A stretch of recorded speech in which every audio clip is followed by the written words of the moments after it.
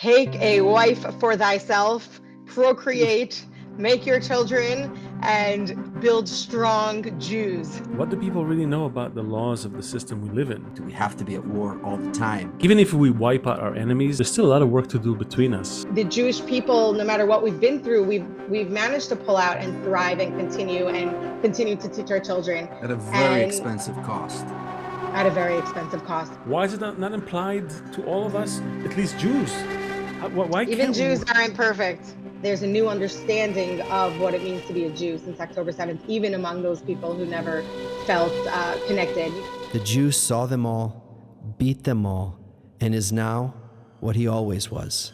All things are mortal but the Jew. All other forces pass, but he remains. What is the secret of his immortality? And we're back with the Jew function. How's it going? Friend. Good. Good to be back. Good. I like it. Yes. People asking me, when I ask people in Israel, how's it going? People say, well, what do you want me to say? There's a war going on. And it's true. I guess it's, we take every day, a little bit at a time. Sometimes thinking about the future too much is a little, it could be a little off-putting. Because I don't see, we talked about it. I don't see like a happy ending anytime soon. There's a lot of work to be done. Like even if we wipe out our enemies, let's say, for example, there's still a lot of work to do between us. So it's not like, we can just wipe off Hamas and get back to like have a regular life. It's like you also have to be able to just integrate everything. Fighting. There's a lot of power, there's a lot of energy, there's a lot of momentum, there's a lot of goal. And then, but do we have to be at war all the time? Can we figure out how to put all of those powers into a good life? Well, if you ask some people, they'll say that war is an inevitable part of life. If you ask us, we always has been. Exactly, and even in the looking back thousands of years in the Bible, it's always this a little bit of time off and then war, and a little bit of time off and then war, as if war is part of a rite of passage, something that kind of beckons us to ask questions and to change our attitude, and to get, as we discussed it, to get inducted into the nation, so to speak. And I don't know if we need it. I mean, maybe we'll fraternity hazing. Yeah, exactly. Breach generation. Oh, you survived? Great. Now I can have your startup company. It's kind of like, but also, we're kind of, we're optimists. So, I think our viewers, our listeners know it by now. And I'll just say that if you're listening to the Jew Function, if you have been following it, you know what we're about to some extent. And we're asking, I'm going to make this plea again to really, if you're listening, even if you're listening to the first 5 minutes and then you just check out the little clips that we make, that's fine too. Give us a like, share it, subscribe. We're kind of getting shadow banned left and right, and it's tough to get the message out. Our last episode actually got over 30,000 views on Twitter, so that's good news, and we may start posting more of them on Twitter.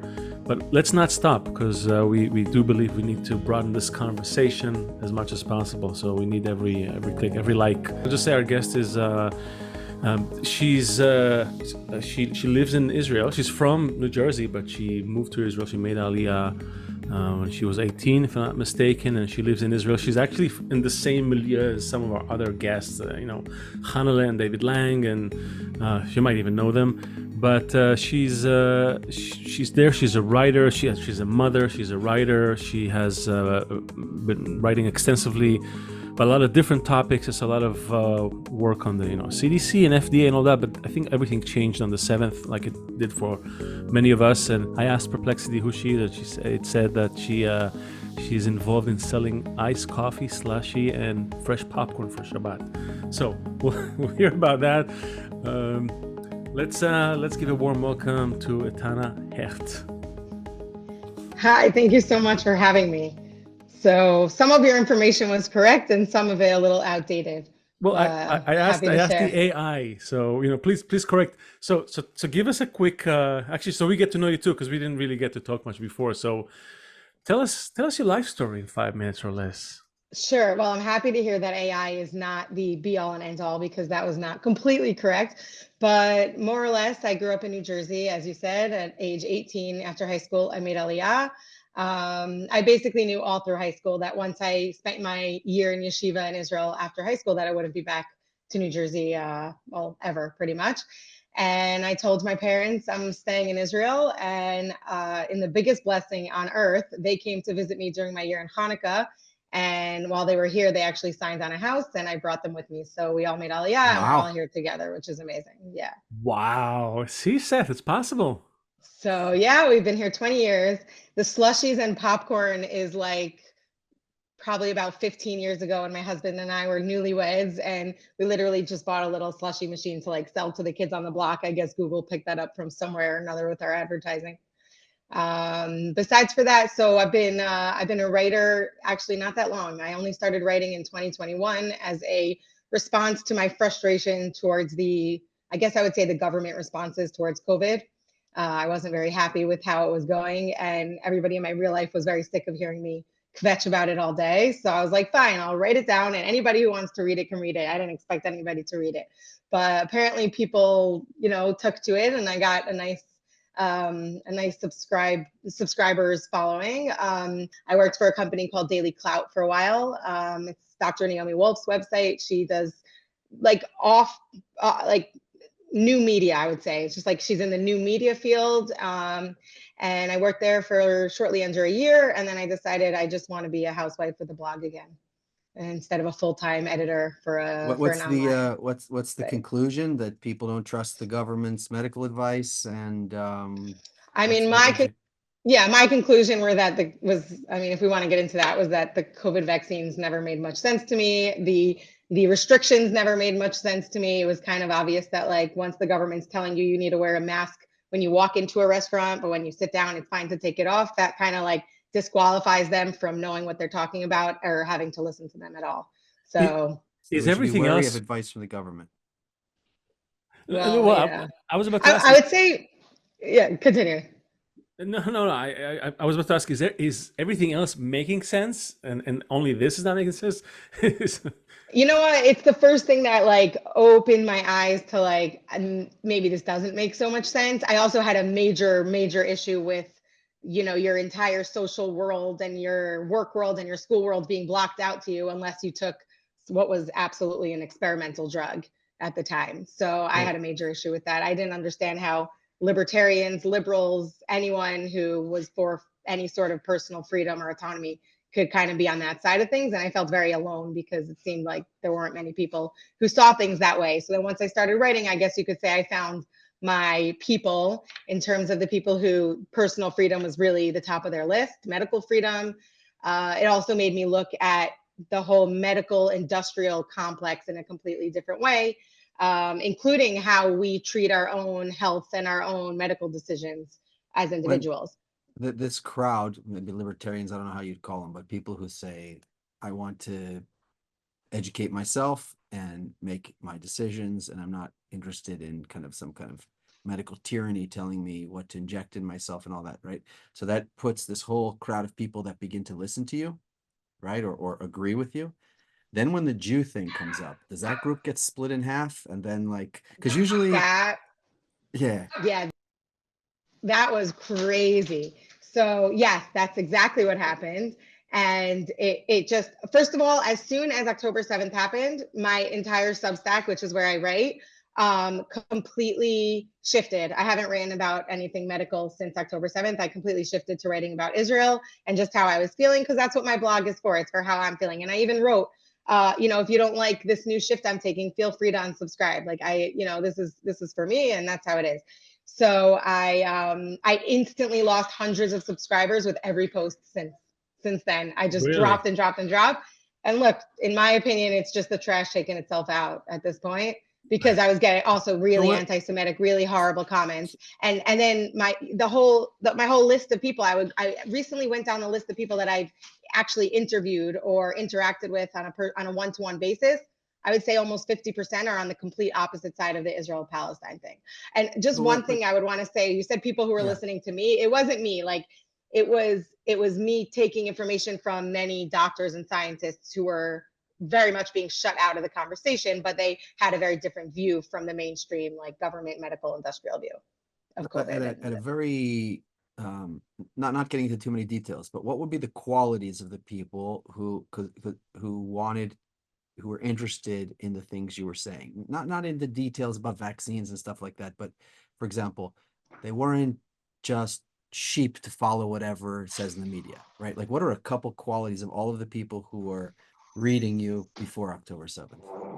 I really would say that the top quality and the top priority of theirs would be freedom, personal autonomy and freedom. So then there's a whole group that says they're looking for personal autonomy and freedom. That splits take the entire population, split it in half or however, and say this group over here is interested in autonomy and freedom. Now that group got split after October 7th. So what was the split there? Amongst people who are into personal autonomy and freedom. So what I noticed is that mix of the people who had freedom at the top of the list was a huge mix of conservatives and Democrats, however you want to call them, Republicans and Democrats, left-wingers and right-wingers. The further split that came once I started talking about Israel, split between the people who were previously left and previously right. The people who were previously right, for the most part, besides for your hardcore America first, just because they don't care about anything but America, and they're at least consistent. Like, they don't want to fund Ukraine, they also don't want to fund Israel. So that was like, it was less of an anti-Israel and anti-Jew thing, and more of a America first thing. But the real Israel haters, the people who just had this like seething hatred towards anything I was saying, were the people who were left wing before the medical freedom movement, which I found really interesting. I would say self-described leftists, meaning these were people who felt completely abandoned by their left-wing Democrat movement when their entire circle were embracing mandates, mask mandates and vaccine mandates. And so they felt abandoned, and they kind of found a home within the conservative libertarian crew, but they were still self-described Democrats and left-wingers politically. And then after the whole Israel thing happened, like that split. That was the split. The self-described Democrats and leftists are all over Twitter and all over Substack, and just not being able to see from the Israel side of things. They're very pro-Palestinian, pro-Hamas almost. You say freedom and autonomy. How would you define freedom? I'm curious. Like, what does it mean? Honestly, having the government stay out of our lives as much as humanly possible. I understand that we live in a society and there needs to be some sort of cohesive set of rules, but I felt that the physical demands of our bodies, of covering our faces and covering and injecting ourselves with something supposedly for the benefits of other people, even though they never proved that, and they still never proved that. And in fact, we've found out that the opposite has been true in many cases. That was just, for me, like so far overreach that we crossed freedom. We crossed any semblance of freedom shortly after COVID broke out. I mean, I would watch people measuring 100 meters from their front door because that's what the government said to do. And to me, I was just like, it doesn't make sense. It doesn't make sense. And I'm not going to buy into that just because that's what they're saying. So to extend that idea, I mean, we do subscribe to many other government mandated aspects of our lives. I mean, I don't know about you, but most people send their kids to school. They have no other choice. They send their kids to school that they usually don't have much to pick from. I mean, there's several schools in their district, right, that you can pick from, but they're mostly all more or less the same, more or less. I mean, occasionally you have a school that has a slightly different bent, right? But for the most part, it's government mandated programs. So you take your child, take him out of the house, put him to be programmed, and not just the material in school, just the whole atmosphere, right? It's a very specific way of creating a human, and we put him there. Why don't we rebel against that? Why just COVID? Funny you say that, because I actually did take my children out of school as soon as schools reopened, and they were demanding that my 7-year-old wear a mask. I said, I see that as child abuse. I see that as major overreach. I don't see that her covering her mouth with the mask is going to help anybody, especially not herself. And my job is to take care of her. And I didn't send her back to school, and we started homeschooling. And I saw there were major other benefits to that. Like you said, like there's definitely benefits to being in school, and there were many benefits to letting her experience the world outside of school for a few years as well. At least I'm consistent with that in terms of the freedom aspect of it. But even the mandate to send your child to school, and I did it all legally. I got my permission for chinuch beitit, which is how you say homeschooling in Israel. But even beyond all of that, I don't see how like sending your child to school is the same as someone saying you have to cover your face with a mask. Not everybody saw that as extreme as I did. But I suffered terribly when I wore for the short amount of time I complied with the mask mandates. I did suffer a lot. And I understand some people didn't see it as a big deal, but to me, covering your face is covering everything. It's covering your essence, your smile, your soul, your ability to interact with other people. I just saw that as so much more detrimental than using common sense. If you're not feeling well, stay home, like we've always done throughout all of human history. Was there a Jew aspect to it? Not really. No, not really. I mean, ironically, I think no, not about you. I mean, with the followers, when it came, like, because the COVID thing, probably you can bunch all humanity into the same basket, and some were against the mandates, some were for it, and probably had Jews on both sides. Absolutely. Right. So there was no definition around Jews, although some people said that, Pfizer was a Jewish conspiracy, like I don't know. Right. No, yeah, I've heard all those. But the thing that split people into this very, very these separate camps had nothing to do with being a Jew.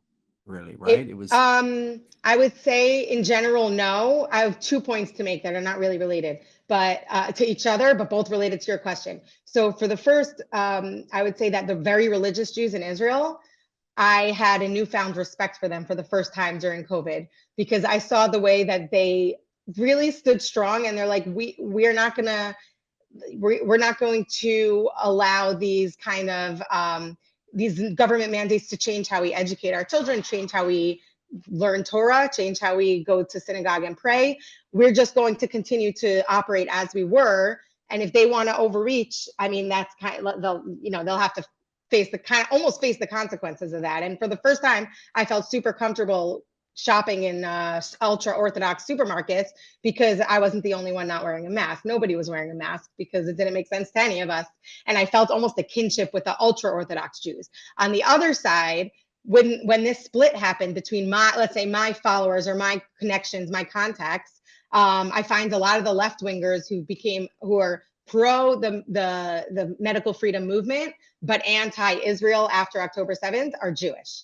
A lot of those left-wingers who became anti-Israel and subsequently unfollowed me or came after me or messaged me to say, that I don't understand how you're on this side of this, but you were on that side of that. A lot of those people are Jewish, the hardcore left-wing Jewish, I guess, anti-establishment Democrats.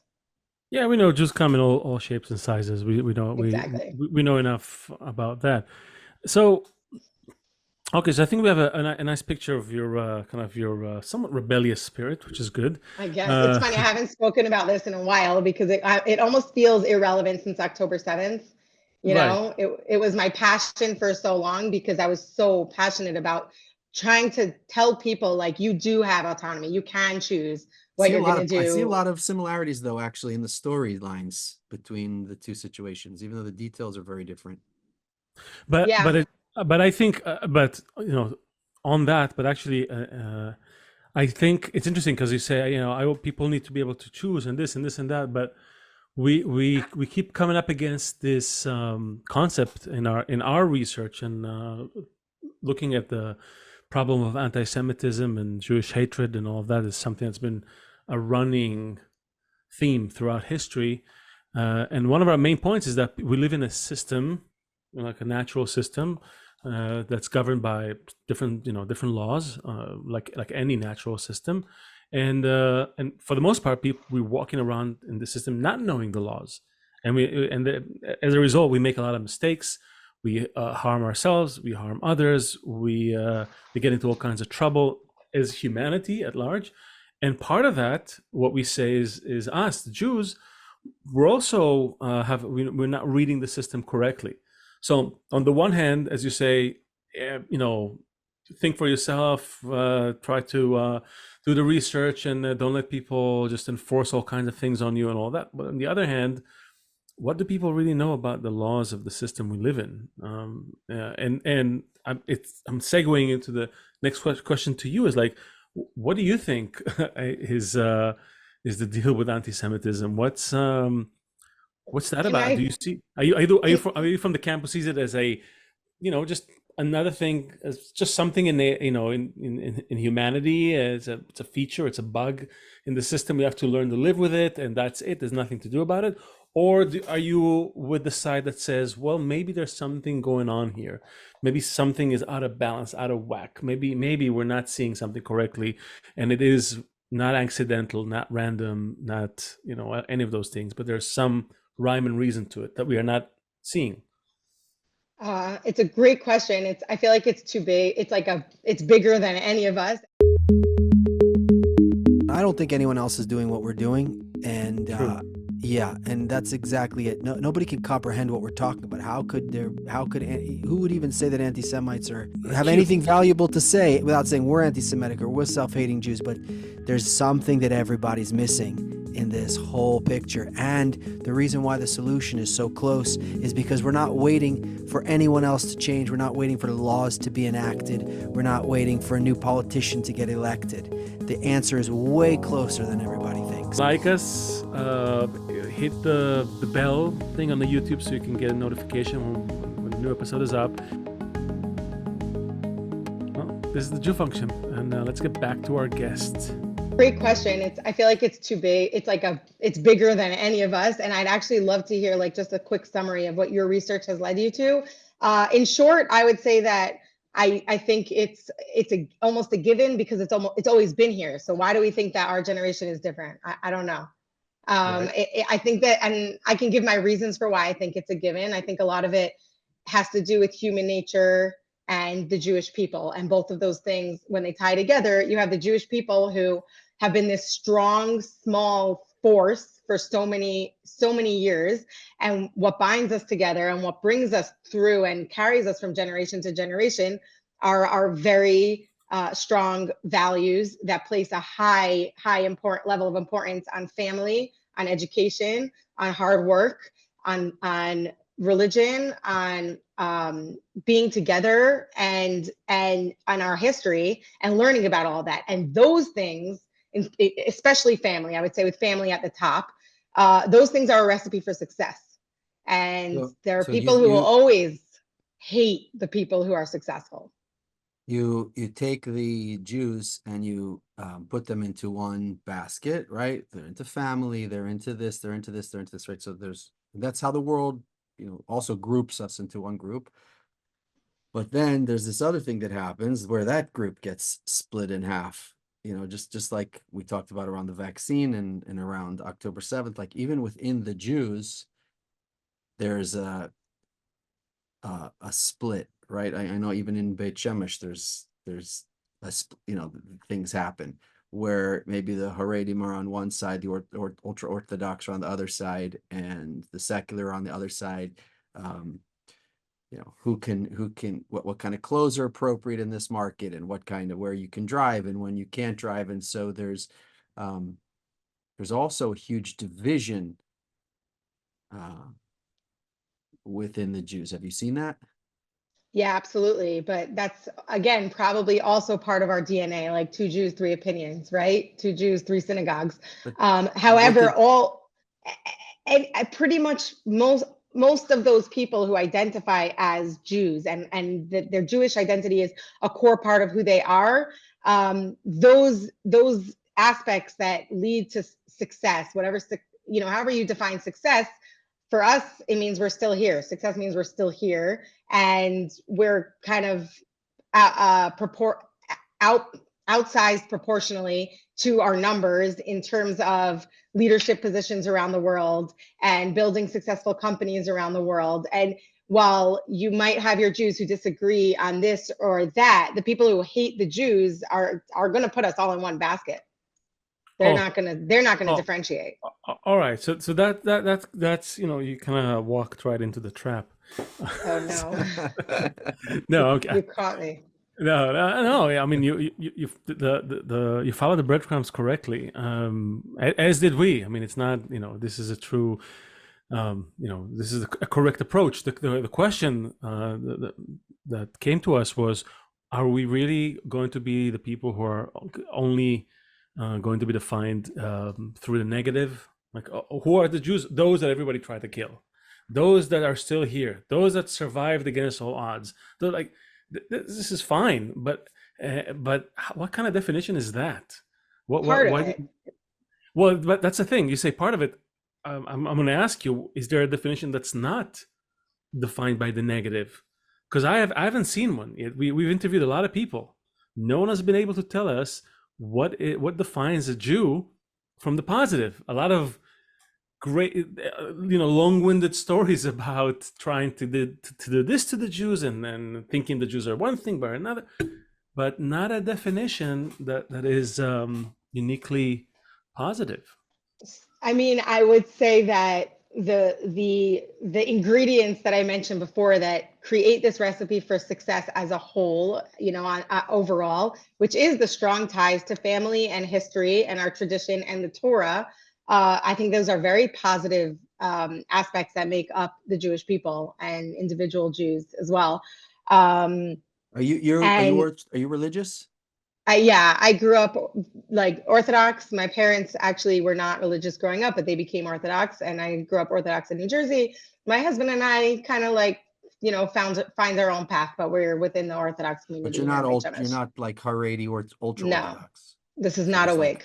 So there's like ultra Orthodox, and then there's what you are, traditional or observing things. Yeah, modern Orthodox. And then there's this whole spectrum, right? Yeah, honestly, I would say for me, Israel to me was always the central part of being a Jew. The fact that we had this beautiful ancient land with thousands of years of tangible history here, that to me just connects the Jews, which is why I felt such a pull to come here at such a young age. Is there some connection between, because I think that you take the whole spectrum of Jews in Israel, let's just say, for example, because the United States is a whole other story, and abroad is a whole other story. There's from ultra Orthodox all the way to some kind of observance of something, or at least respect of it and something. And then there's some other group to the side, which is like, we're just like the Germans, we're just like the Irish, we're just another people. They have no connection. Assimilationists, Yeah, but in Israel.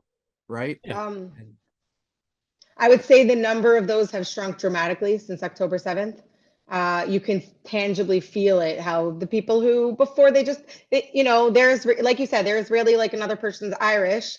I think that there's a new understanding of what it means to be a Jew since October 7th, even among those people who never felt connected. You could see that with the amount of tzitzit that their soldiers were requesting, even the non-religious soldiers, to wear out in the field because they wanted something tangible to connect their Judaism. But yes, of course we have those people. Those people exist.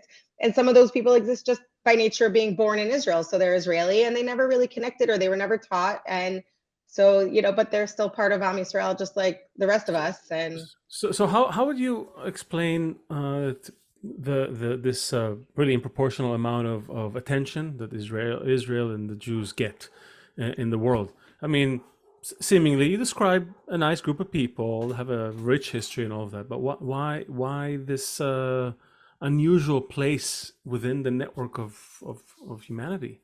That's the $1 million question. It's terrifying to me. I always used to say I hate when Israel's in the news. I hated it. And then October 7th came, and it's like, we can't get out of the news. We're not getting out of the news anytime soon. And it's just this outsized attention is very, very scary. Why it exists, I don't know. It's okay. The $1 million question. And I think that I would say is that, listen, we were a bunch of like scrappy survivors who took a desert and created a thriving metropolis on an ancient land. So there are the people who themselves are successful and themselves value hard work, and they know what it means to have hard work, so they will respect other people who have worked hard and created something out of nothing. And then you'll have the people who, for whatever reason of their own and whatever their circumstances, they are not as successful. They don't understand how to create and how to build in the way that clearly the Jewish people do know how to do. And then that overwhelming jealousy will just turn into a seething hatred, and they will look for anything to be able to pin that on. So that's really how I see it in the big picture, and that's how it's been throughout. Because you're not, if only a small percentage of people can be the most, let's say, the most successful or very successful, meaning the whole world is not ever going to be completely successful and or creators or builders. It's never been like that. You've never had every single nation be able to absolutely thrive. But the Jewish people, no matter what we've been through, we've managed to pull out and thrive and continue to teach our children at a very expensive cost. At a very expensive cost, and we pay the cost in every generation. So on that, I guess the next question would be like, how do you explain the fact that, let's say everything you said is fine, is true, but you'd expect that something would change, meaning either we continue to grow and thrive and grow in numbers as well, and really, because we've been around the longest, we should be a lot of us, even with the Holocaust and all of that, still the numbers haven't changed for millennia. Very small number relative to all of humanity. And not only that, we haven't been wiped out, which is also a mystery if you think about it. I mean, life is so precarious. So many other small groups that have been, rooted in their land for thousands of years just disappeared. Ancient tribes, Americas, North and South, in the East, and it happens all the time. Entire nations disappear, not the Jews. How do you explain that then? For the religious or believers among us, I would say that God said we are his chosen people. Wait, who? He gave us sorry, what? I said who? Who said? God. Okay, so there's a new character in the story here. We have to. There's a new character in the story, and I absolutely tie the existence of God to our story because, like you said, nobody else has given an answer. So if there are no other answers, then maybe God is the answer, and he has kept us alive, although we haven't grown, like you said, although part of that's due to genocide, part of that's due to just because he's just because he's like the strongest God in the universe, or like what would be the reason to keep this group alive? Just because we lucked out and we got a good God, and the other guys, their God wasn't as great as ours, and so they didn't. Maybe, and this isn't going to be politically correct to say, but I remember being a little girl. Yeah, I know. We don't care. We're already shadow banned, so it can't. Good. But I remember being a little girl in New Jersey, and I would look, like when we were just out in public or whatever, and I would look around and I would actively think to myself, and I was little, maybe 9 or 10, I actively think to myself, I am so lucky that I was born a Jew. I'm so lucky that I was born into a Jewish family. I just looked around and I saw that the families in my community were mostly intact, as opposed to what we would see in the broader community of public schools. Where in your Jewish community, the families are mostly in my intact. Religious small Jewish community. Yeah, less divorce, absolutely. Much less divorce. I knew maybe 1 or 2 girls from divorced families growing up, and that's a tangible difference from the general public, which is what, 50% divorce rate. Yeah, I think right there you can explain the difference between a strong, successful community and strong, successful children. Is that because we got a good God? I just want to. I'm being a little, it's totally I just want to get to the root of it. Maybe it's because, and maybe some people should have been divorced and they didn't because of the stigma or whatever it is, and it wasn't the best thing for those in those individual cases. But as a whole, our God, and therefore our religion, puts such a high priority on family, an active high priority on family, such a high priority that we are forced to sit together and eat together at least 2 meals a week, at least, if not more. And you just don't have that in the broader world, especially now. Is there a feeling that this God wants something from us? Yeah, I mean, maybe hold on. Maybe I'll refine the question, because you said you go a little too harsh. Speaking of this Who's God, your God, and what does he want from you? Yeah, speaking of this God that you mentioned, that a lot has been written on him and by him, or at least his message to his people. Is is there something that we can maybe learn from what God is saying to us if you follow that?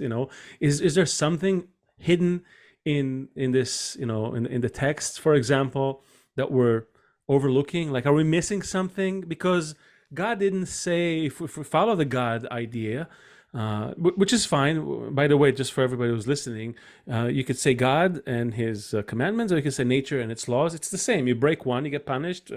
If you keep it, you can thrive. So it's almost like this. You could say the laws of God or the commandments of nature, and it's almost interchangeable if you think about it.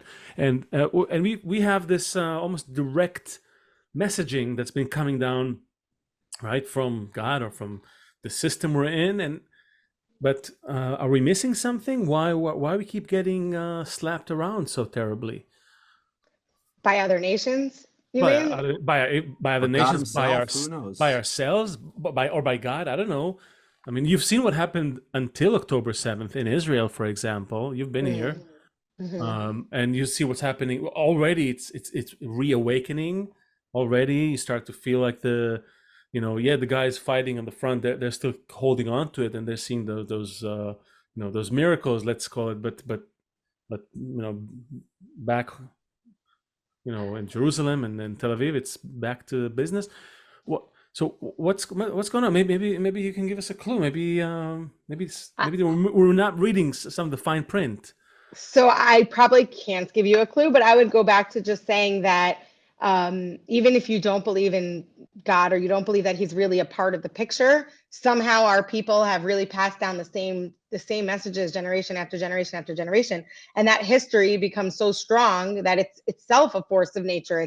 If you're born into a family that has somewhat of a Jewish identity, it's effort to go against it. It's effort to break away from it. Right. If you just move with inertia, then you're just going to become part of the Jewish people. And again, the high impact that we put on family, hard work, education, building, those are all recipes for a successful people, and successful people are not well liked by unsuccessful people. No, by the way, we can argue that point as well, because you can have also positive envy towards someone, right? The kind of envy that pulls you out of your little place and makes you positively competitive and try harder, right? And all Absolutely. that kind of stuff. I think that exists, a lot as well among us, with each other even. Exactly. I'm curious, since you grew up in a house that's more religious, is there one commandment, one law that sort of supersedes all the other laws? One cloud? I guess there's three. Yeah, there's three, and that would be Shabbat. What's the top one? What's the highest one? Shabbat. Really? Yeah, because that brings the families into that. Okay, I want to think for 1 second before I word this properly. But Shabbat and the Shabbat meals actively brings the people together in a way that creates this environment of family, of togetherness, of people. And I think that Shabbat, like, there's a saying that you keep Shabbat and Shabbat will keep you. And I really believe that it really holds true to me. Even just that once a week or twice a week family togetherness has such a major impact on individuals. Okay, yeah, so that's one. It's like, you want to ask about the Shabbat, Seth? You know what? I like this concept because great. From what I remember is that, like, Shabbat is a taste of the final goal, of like the end of the whole process of the next world, they say. It's a taste like of the work. The work is done. Like, you're not supposed to work. You did all the work. Now everyone's together. Like you said, all those warm feelings. We're eating, we're singing, we're praising God, we're being together. There's nowhere to go. There's nothing to accomplish. There's nothing that can replace that. There's nothing that replaces that. There's no movie you can watch that can give you those same feelings. So the question I have is, it sounds such a great premise, and I do agree wholeheartedly that you keep a strong family. Family is the smallest social unit, right? And you start with that, you build on it.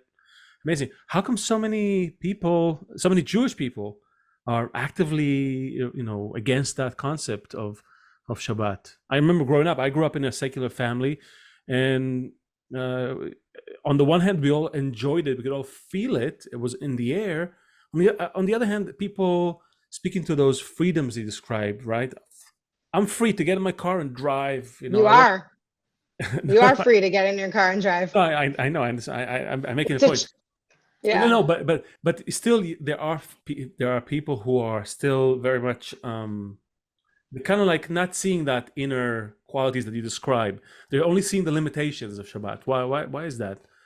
I don't want to sound like I don't even want to use the word condescending, but I think that it takes a certain level of like slow maturity and appreciation for the world that you kind of get with age. When I was younger and my kids were little, I hated Shabbat. It was so hard. It was so hard to wake up with my babies at 5 o'clock in the morning and not be able to distract anybody with television or go on my phone. It was just like hours of just me and a baby alone in a room until other people in the neighborhood would start waking up. And then as my kids got older, as much as Shabbat was hard for me when they were young, that's how much I appreciate it now that they're older. And that it's this time where everybody's all busy during the week. And the minute I light those Shabbat candles, I feel this like entire deep breath that I don't get the rest of the week. It's like everything's done. Now we just get to sit and enjoy each other. And I also love, even more important now than it used to be is the whole technology aspect of things where we're off screens for 25 hours, where my entire neighborhood, you don't even need to make plans in advance. It's just everybody's outside wandering in and out of each other's homes. It's almost like transporting ourselves back 100 years to the way like a community lives Or the and a family future. lives. Transporting future. humanity into the future. Listen, I think that even non-religious people should like keep a level of Shabbat because it breaks up your week. It distinguishes one week from the next. It gives you a little bit of a breather and it turns you off from the news for 25 hours, which is so necessary. Why do people push back against it? Because they see those restrictions as restrictive instead of a gift that allows you to breathe somehow. And you don't have to take it. Like you said, you have the choice to get in your car and drive. I had times where I was very resentful of it. That was part of the argument, especially here in Israel. I mean, in New York, you don't feel it because you're religious, you do your thing. Then you have cars driving through your neighborhood. But in Israel, you get in the wrong neighborhood, you can get stoned sometimes. So I think people were kind of reacting to that reaction. But the idea of Shabbat, the concept, that's a great practical thing. And Seth, I'm surprised we haven't like had that as a practical there's a takeaway. difference. It really true. And I'm really inspired how you're describing it because it's so wonderful. All of these benefits of just being with the family and all that. But there's a huge, again, like it seems to be the theme of this show. Like you take a group and then you split. And if you want that because of a good reason, because you want to be together with people you love and you appreciate turning the news off and going to the family's house and come over, you'll eat something here, then we'll go to your place, let the kids all play. That's one thing. If someone's coming to you and forcing it on you, that's like the medical tyranny again. That's like the government again coming and telling me what to do. So it's like, absolutely. Are we going to force people to taste the future great, can wonderful we educate world? them? Can we teach them about that somehow? We're forcing you to taste how good life is. There's something that didn't work out. That doesn't feel right.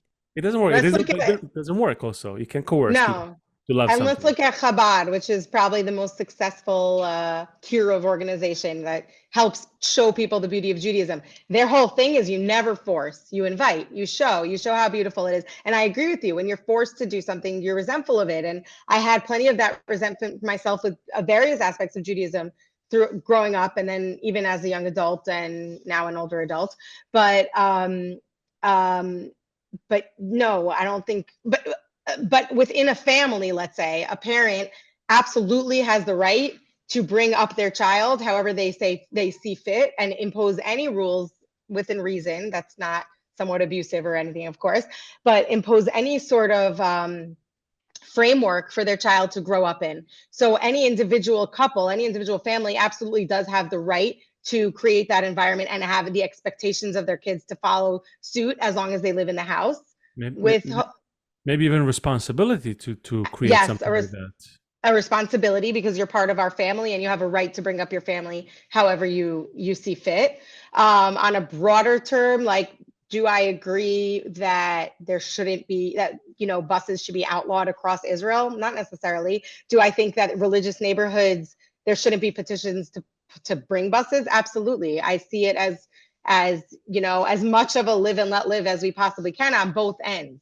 Meaning, don't try and like force your secularism on the religious communities. And for the most part, we do split into religious and secular communities. And for the most part, people do split into an Anglo enclave here and a South African enclave here and a Russian enclave here, because that's human nature. As much as people would love to say diversity is our strength, it's not, you know, it's not always the case when you try to mix too many cultures together to live together.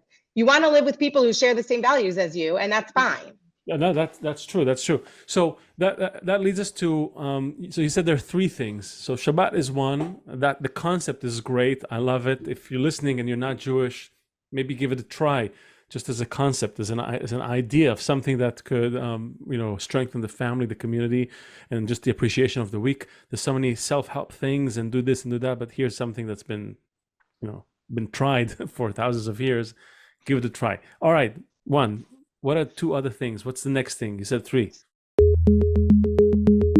Jew function is really it's a desperate attempt to change something about the rise in anti-Semitism that doesn't seem to go away. And looking at history usually ends with something terrible before we reach relative quiet again. But we don't want to reach something terrible. We want to do it now. So that's why we're doing this podcast. And if you like this, also consider leaving a small contribution on our Patreon channel. Right, we both have day jobs, by the way, so we're not hoping to make money from this. We're hoping to see some change of heart. Any funds are used to get this out there, to get this to people. We consider this the same way you go out every day to get money to feed your family, put a roof over your head. This is also critically important to our future, to our safety, to a good world, not only for Jews, but for everyone. Well, this is the Jew function, and let's get back to our guest. All right, one. What are two other things? What's the next thing? You said three. So I say three only because I kind of have imbibed in me that if you are considered Orthodox, that means you keep these three things. So, Okay. and in my opinion, Shabbat is the most important of those for the reasons I already outlined. The second one would be kashrut, and that is to keep kosher. And that's because food is obviously such a central part of everybody's life.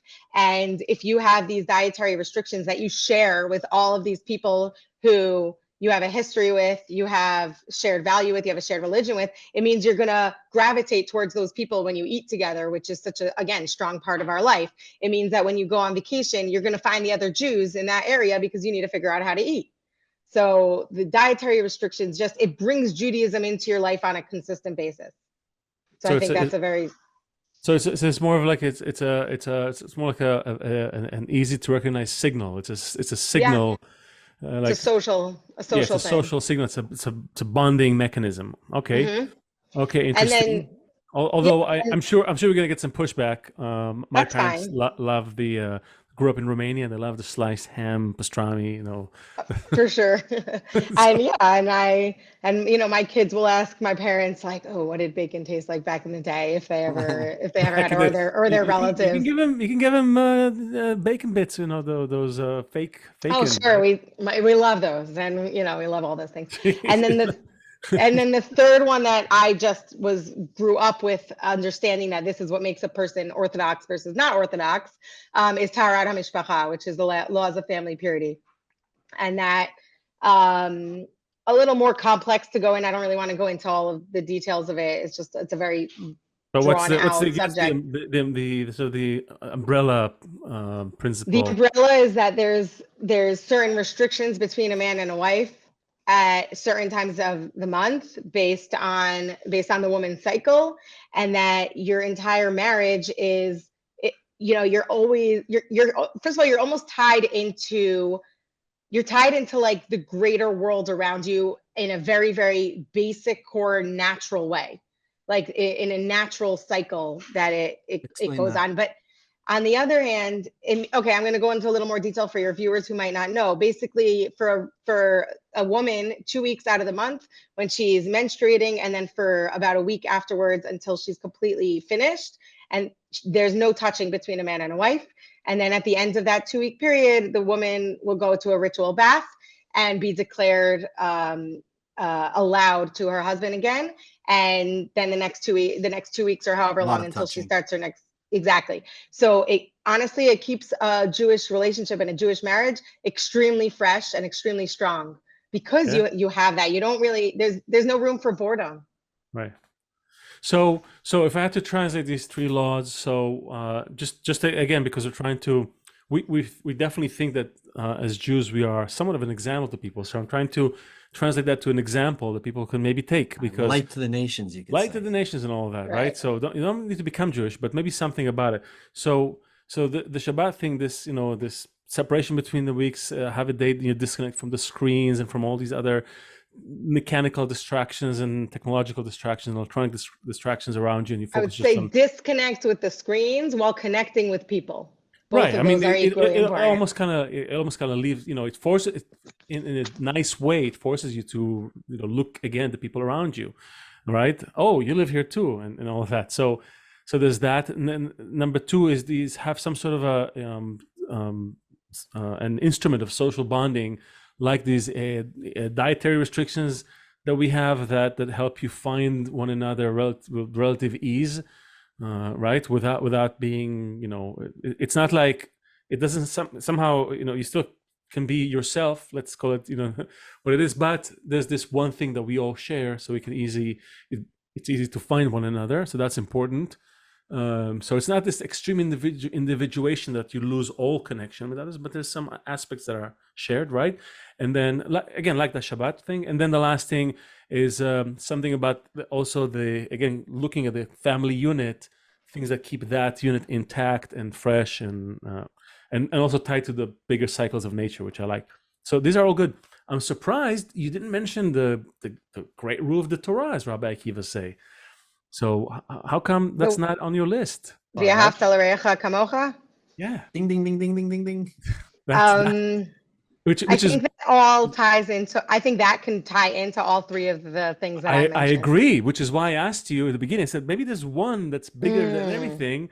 And it's funny. And again, it's not, I'm not obviously, what's the word? Castigating you for not thinking of that, but I'm saying that it's funny how we, when we speak to a lot of people, everybody eventually gets to it, but if we speak to a more religious person, they will say, yes, it's there too, we'll get there after we do everything else. And then if there's a non-religious person, they'd be like, yes, it's important to have, you teach your kids, and then you forget about it. It's not, I have an answer to why it wasn't top of my mind. Thank God, we've been waiting 300 episodes in. We have an answer. So. No, for me individually. Yeah. My answer is because I don't see that at all as limited to Jews. I don't see that as limited to being a Jewish thing. And while the other 3 absolutely are. Not, v'ahavta l'reacha kamocha should be, which is loving your neighbor as you love yourself, should be something that's not limited to Jews. That's a message to spread to everybody. That has nothing to do with. Now, this is not a question to you. Now we're like together, like trying to solve this. Whose God, gave them this and told them to spread it, and who is responsible for spreading this message to the world? And would the world be better if this message was spread? Yes, and whoever is spreading it are the ones who take it upon themselves to understand that we all need each other, we depend on each other, and that this is a message worthy of being spread. But again, I don't think that's limited to the Jewish people. I'm not going to go over to non-Jewish people and start talking to them about Shabbat and Kashrut and Tar HaMishpacha. But like, if I, but loving your neighbor as you love yourself, that's easily a topic everybody can instantly relate to, understand, and see the value in. So if it's so easy, why? Number one, and if you, as you yourself said, they all somehow are all informed by that law. It's the different sort of expressions of that, and there's a reason why it's called the klal. In Hebrew, klal is the one that collects everything, right? It's the collective, the rule, the general rule of everything. And there's a reason, because it is sort of the thing that's behind everything. And what we're asking is if it's so apparent, and to you said, oh, it's so, I didn't even think about it because it's implied. Why is it not implied to all of us, at least Jews who live in Israel, at least, not even the rest of the world? Why Even can't we? Jews aren't perfect. Well, aren't perfect is okay, but we almost we almost split the country in half before the Yeah, Senate. and it's not limited. That crosses religious lines all across. The lack of loving your neighbor as Yeah. yourself, that crosses all religious lines, all political lines. You'll find the people who just their agenda is more important than anything else across all lines. And why? I don't have an answer. That one's past my peril. No, My pay grade. no, because it's crazy. It's almost like, we started with this conversation. We're talking about there's all these laws and all these our commandments, all those things and things that tie us together and things that have ensured our survival also, as you said. But with this particular thing, it's almost like we're blind to it somehow. We teach it to our kids. Everybody's teaching that to their kids, but when it comes to you, no. Okay, there's a that's where the buck stops. It's like, on certain conditions, sometimes with certain people, Listen, if it and was too easy, where would the value be? Like, part of it I, is that you have to I work at it. I agree, but my biggest concern is, and Seth's as well, but mine is maybe even more palpable because I live in Israel like you, and is that we got to such a opposition from this law. We didn't simply not keep it. We went against it, right, diametrically opposite, right? And October 7th happened, and part of the research that Seth and I do is just look at history. We just looked at history. Jews have, one of the best recorded histories in all of humanity, and every big calamity was always preceded by a huge disunity. Every single one, all the way up to the Holocaust. Yep. There was always tremendous disunity right before a big slap came and be like, "What are you guys doing?" And that's when we saw what's happening as this is happening, this attack from the outside. We have to respond with unity. Whereas we're saying, no, we were not united, and the world responded with this big slap across the face. We're reversing the cause and effect. That's what we're saying. And not only, we're saying it, we have so many quotes from Jewish sages. They're all saying all those things. I grew up like you. I mean, I grew up in New Jersey in a Jewish community, next to me was a Jewish community. My community wasn't that Jewish, but I thought Hanukkah was just the Greeks trying to come and kill us, right? It wasn't until Leo and I got really deep into the research, and it was actually right in front of us the whole time. It was the Maccabees against the Hellenist Jews. I mean, that's what the real fighting was all about. I was shocked to learn that I just thought we were just minding our own business, and they tried to kill us, and then God helped us and we won, and then we got a period And we of eat. respite. Yeah. Yeah. And then again, they tried to kill us, and then God helped us. And then like Leo and I are going through this. That's what those first those 22 episodes of our show were about. It's like we go through history. It's like each The first time temple, the first temple, the Greeks, the second temple, then the Middle Ages, Purim, every time. It's Britain like, and France and Spain and the expulsion. There's always Jew on Jew hatred before. There's a huge lesson there. Well, but are we learning it? It's 2,000 years, for God's sake. We haven't learned it yet. Are we just going to keep doing this cycle over and over? you're Maybe. hopefully going to tell all your people that you're writing to about it so that they can I'll know tell all also. of them. Because anyone who because I hasn't don't think- unsubscribed to me yet, they'll all know. I think that we just don't know that. I mean, like I'm like a college educated modern Jew, and I had no idea. I just thought everyone just wanted to kill us for no reason. Or No, as a religious Jew, we definitely learned that growing up. That there's a word for it called sinat chinam. Exactly. I learned. tell We me. learned that growing up. Yeah, but okay, you learned that, and yet, even in the religious communities in Israel, there's plenty of that between different communities. 100%. Your socks is up to here, my socks is down to there. I hate you, right? There's a lot of that. Not to mention towards. I would say that comes from an ignorance or an issue of where you're putting priorities as a community. Like, we're all still just humans, and the people who kind of understand that that unity really is more important than how tall your socks are the ones in each generation that have to shout at the top of their lungs and remind people that no, we have to do this together. And listen, for the last 20 years living in Beit Shemesh, I literally live on the line between the Haredi neighborhood and the not Haredi neighborhood. Now, my neighborhood is also religious, but we're not Haredi, and there's a physical barrier. There's like a street with like trees going down it, and that's the physical barrier between the two neighborhoods. And there's always the people in both neighborhoods who take out their flags, and they say, they reach across the aisle, they reach across the street, and they create initiatives to try and bring our two communities together. And those are the people who get it. After October Before 7th, yeah. No, but I'm saying after October 7th, did the community come together more? In subtle ways, in that you see all of a sudden the Haredi community jumping into war efforts, and you see the non-Haredi communities welcoming it with open arms instead of going back to the same old, like, we do army, you don't fight. I haven't seen much of that.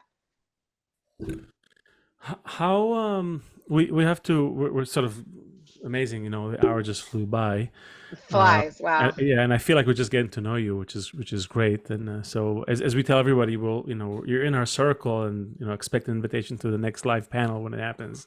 I'm enjoying this very much. Good. I wonder, you probably heard of the Protocols of the Elders of Zion, right? Which a lot of people ascribe a lot of the damage in the modern era to that particular publication.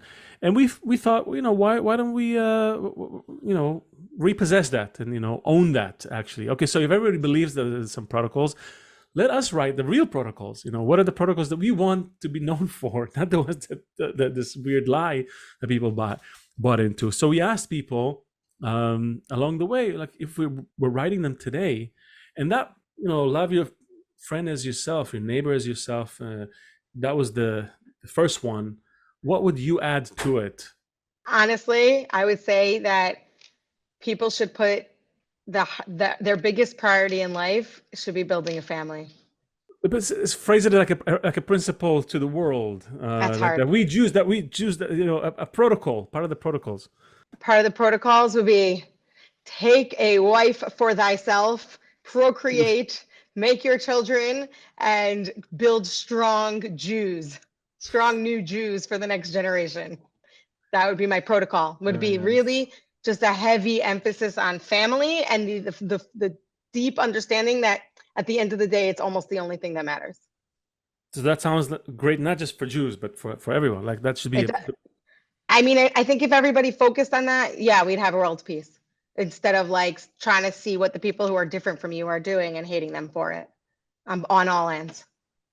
That's amazing.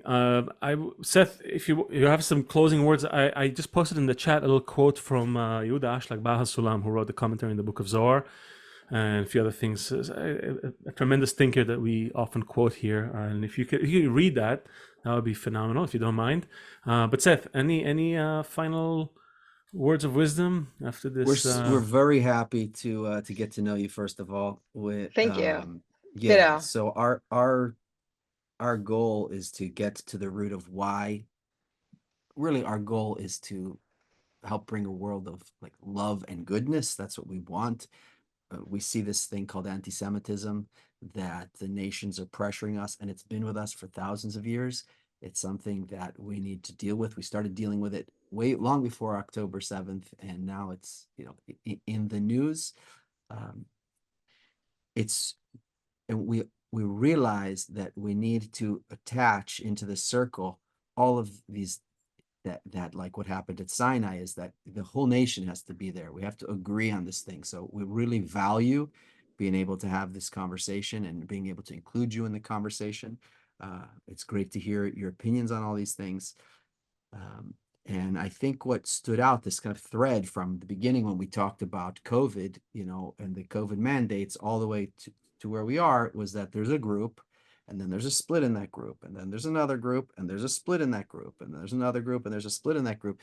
And we have to, just like our God started with this small group of people, and then from that group of people, if they can get it right, or even as you are saying here from your protocol, the family, start raising and teaching love here, and then they will want to be and marry people who can have love and teach their kids. And then those kids, now you're 20 family members deep or something by the second generation, and they're all teaching love. So same way, like with this nation, we feel that this small nation needs to have this quality of v'ahavta l'reacha kamocha, of love your neighbor as yourself, and then we need to spread it and spread it and spread it. And we hope that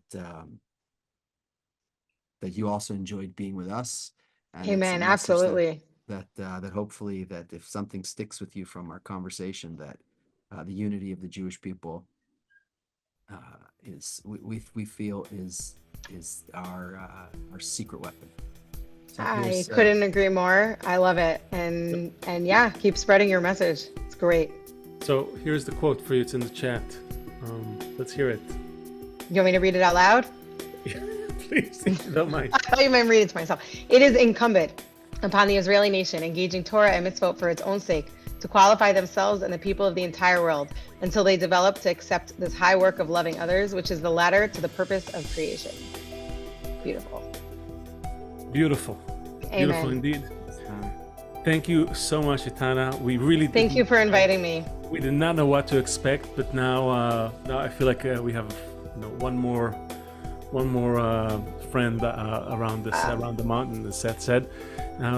We invite everyone who listened, obviously, to like us, comment, share, subscribe, click on the bell to get notifications. We're live on Sunday, and we have a few great guests coming up for 2024. So be with us and continue to ask the big questions, and above all, love everybody. That's all we need. Funny as it sounds. So thank you, Etana. Seth, I'll see you very soon. And we're the Jew Function. We're out. Thank you. Thanks. Take care. Be well.